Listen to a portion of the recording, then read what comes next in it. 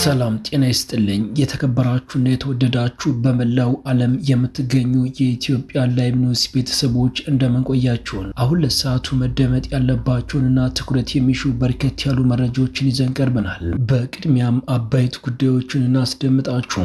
አየር ማረፊያው በፋኖ ከባድ ጥቃት እንደደረሰበት ተነገረ። በሁለት አቅጣጫ የተንቀሳቀሰው የብልጽግና ጦር በፋኖ ከባድ ኪሳራ ማስተናገዱን የተሰማው። በተመሳሳይ የጀብደኛው ምኒልክ አህድ የሆነው 303ኛ አሳምነው ኮር ዋክሹም ብርጌድ ዳህና ወረዳ በሚገኝ የአገዛዙ ኃይል ላይ አኩሪ ድል ተቀዳጅቷል። ቀዳሚው መረጃችን ነው። የሰራዊቱ ለቆ መውጣት አደጋ ላይ ጥሎናል ሲል የአማራ ብልጽግና ገለጸ። መላላክ የማይሰለቸው የአማራ ክልሉ ብልጽግና ከመከላከያ አዛዦች ጋር አስቸኳይ ስብሰባ ማድረጋቸው ተሰምቷል። ሰራዊቱ አካባቢውን ለቆ የሚወጣ ከሆነ መዋቅሩ ሙሉ በሙሉ ሊፈርስ ይችላል ምን ብለዋል። የብልጽግናው ጦር አዛዦች ደግሞ የተለመደውን ጨርሰናቸዋል ፕሮፓጋንዳቸውን ቀጥለዋል። በጎጃም የሚንቀሳቀሰው አማጺ ቡድን እየተዳከመና ወደ ተራ ሽፍታነት እየወረደ ነው ሲሉ ሜጀር ጄኔራል ብርሃኑ ጥላውን ገልጸዋል።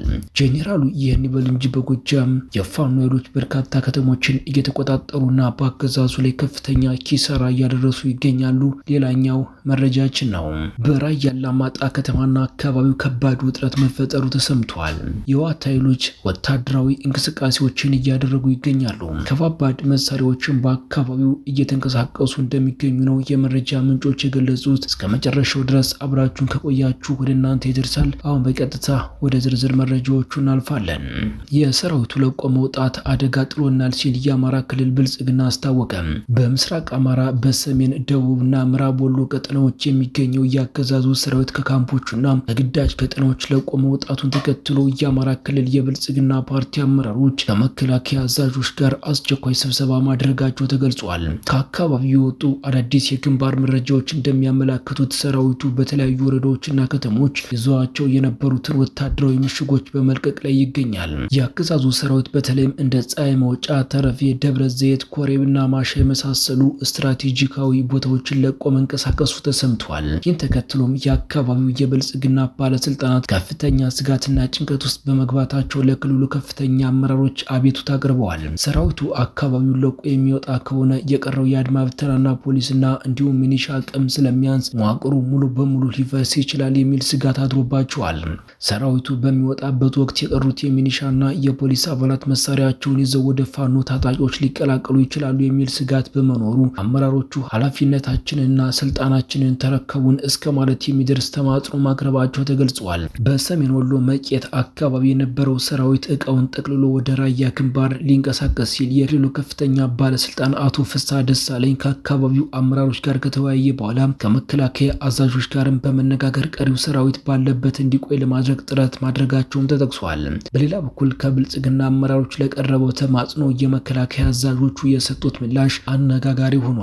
እኛ የምንንቀሳቀሰው ከማዕከል በሚሰጠን ወታደራዊ ግዳጅ መሰረት እንጂ እናንተ በምትጠይቁት መንገድ አንቆይም፣ በየአካባቢው የራሳችሁን ኃይል አጠናክሮ የሚል ምላሽ እንደተሰጣቸውም ተሰምቷል። የመከላከያ አዛዦች አቋም በክልሉ የብልጽግና አደረጃጀት ላይ ከፍተኛ ድንጋጤ የፈጠረ ሲሆን ከግዳጅ ቀጠናዎችም የተወሰኑ የመከላከያና የፖሊስ አባላት መሳሪያቸውን ይዘው ወደ ፋኖ መቀላቀላቸውም ተሰምቷል።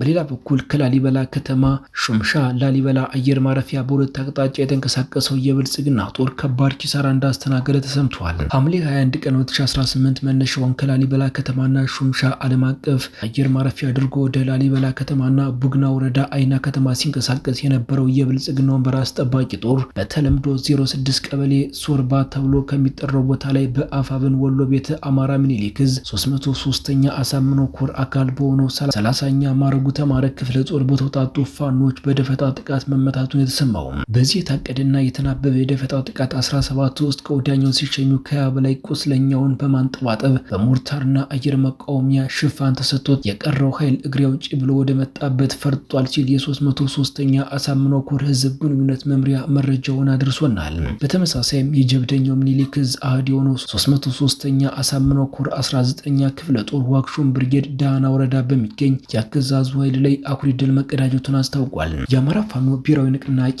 አፋብን ወሎ ቤተ አማራ ምኒልክ ዕዝ 303ኛ ኮር ዋክሹም ብርጌድ በዋግምራ ዞን ዳህና ወረዳ አገዛዙ በተለምዶ ጥምር ጦር ወይም ሰላም አስከባሪ ብሎ የሚጠራው ሚኒሻና ፖሊስ 04 ቀበሌ አርብ አርቢት ላይ አይቀጡ ቅጣት ቀጥተውታል ተብሏል። አናብስቶቹ ዋክሹም ብርጌዶች የተከማቸበትን የአገዛዙ ምሽግ ቀድሞ በማጥናት እናም ቁልፍ ቦታዎችን ቀድሞ በመዝጋት በአገዛዙ ዘብ ጠባቂ ሚኒሻና ፖሊስ ላይ የማያዳግም እርምጃ በመውሰድ ድል መቀዳጀታቸውም ተሰምቷል። ውጊያው ሐምሌ 20 ቀን 2018 ከረፋዱ 4 ሰዓት እስከ ቀኑ 11 ሰዓት ተኩል ግለቱን የጠበቀ ሲሆን በዋግኽምራ ዞን ከተለያዩ ወረዳዎች ተውጣተው ዳና ወረዳ 012 ቀበሌ አለኝ የሚለው የተጠናከረ ምሽግ በተወሰኑ የብርጌድ ዋክሹም ፍሬዎች እንደ ብርቱን ሙሉ በሙሉ አስረክቦ ወጥቷል ነው ሲል ፋኖ ያስታወቀው።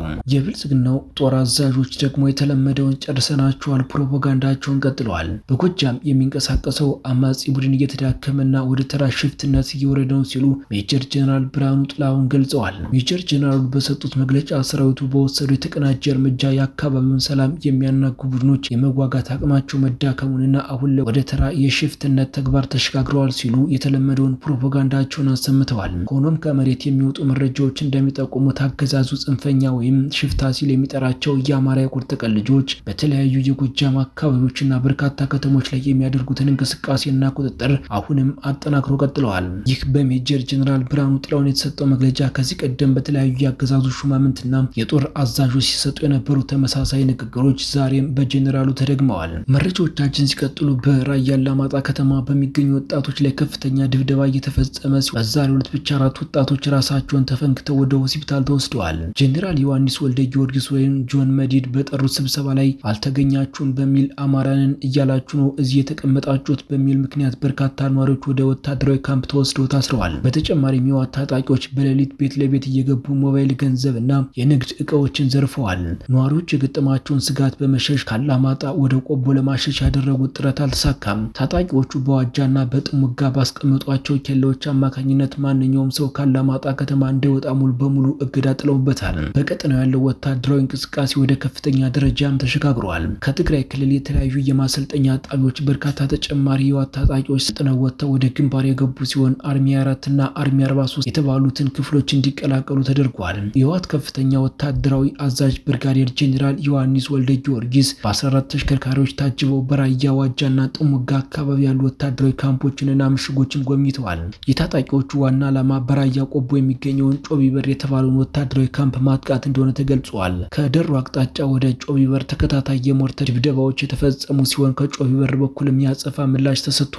በተጨማሪም ከ10 በላይ ተሽከርካሪዎችን የጫኑ ታጣቂዎች ወደ የተለያዩ አካባቢዎች ተጨማሪ መድፎች ገብተዋል የተባለው። በመጨረሻም በግብጽ ዋና ከተማ ካይሮ ይኖር የነበረ አንድ ኢትዮጵያዊ ስደተኛ ወደ እስር ቤት ከገባ ከ4 ቀናት በኋላ ህይወቱ ማለፉን የቅርብ የሆኑ 3 ምንጮች ለቢቢሲ ተናግረዋል። ያሬድ ገረመው የተባለው ኢትዮጵያዊ ህይወቱ ያለፈው ድካም ይዞት ነው የሚል መረጃ ቢወጣ ምንጮች ግን በግለሰቡ አሟሟት ላይ ጥያቄዎች እንዳሏቸው ገልጸዋል። የ5 ዓመት ልጅ አባት የሆነው ያሬድ ህይወቱ እንዳለፈ የተሰማው ረቡዕ ሐምሌ 15 2018 እንደሆነ ለደህንነታቸው በመስጋት ስማቸው እንዲገለጽ የጠየቁ ምንጮች ተናግረዋል። ምንጮቹ እንደሚያስረዱት ያሬድ ካይሮ ከተማ ወደሚገኝ እስር ቤት የገባው ከመሞቱ 4 ቀናት በፊት ቅዳሜ ሐምሌ 11 ነበር። ኢትዮጵያዊ ስደተኛ የታሰረው ከመኖሪያ ፍቃድ ጋር በተያያዘ እንደነበር አንድ ምንጭ ጠቅሰዋል። ምንጩ ሲያስረዱ በቀን 11 ጠዋት ወደ ስራ ሲሄድ ነው የተያዘው።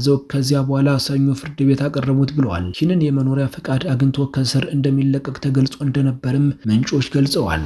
ከውጭ ደግሞ የእስራኤል አየር ኃይል በዮርዳኖስ ድንበር አቅራቢያ አየር ላይ የነበረን አንድ ሰው አልባ አውሮፕላን ከጥቂት ደቂቃዎች በፊት መጥለፉንና መቶ መጣሉን የእስራኤል መከላከያ ኃይል አስታውቋል። መከላከያ ኃይሉ አክሎም እንዳብራራው ሰው አልባ አውሮፕላኗ ወደ እስራኤል ግዛት ጥሳ አልገባችም። በዚህ ምክንያት በአሰራር ደንቡ መሰረት ምንም አይነት የአደጋ ጊዜ ማስጠንቀቂያ አልተሰማም።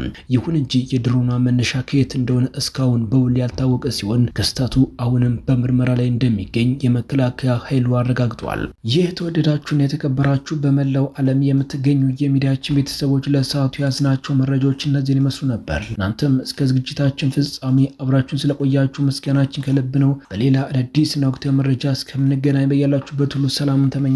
ጤና ይስጥልን።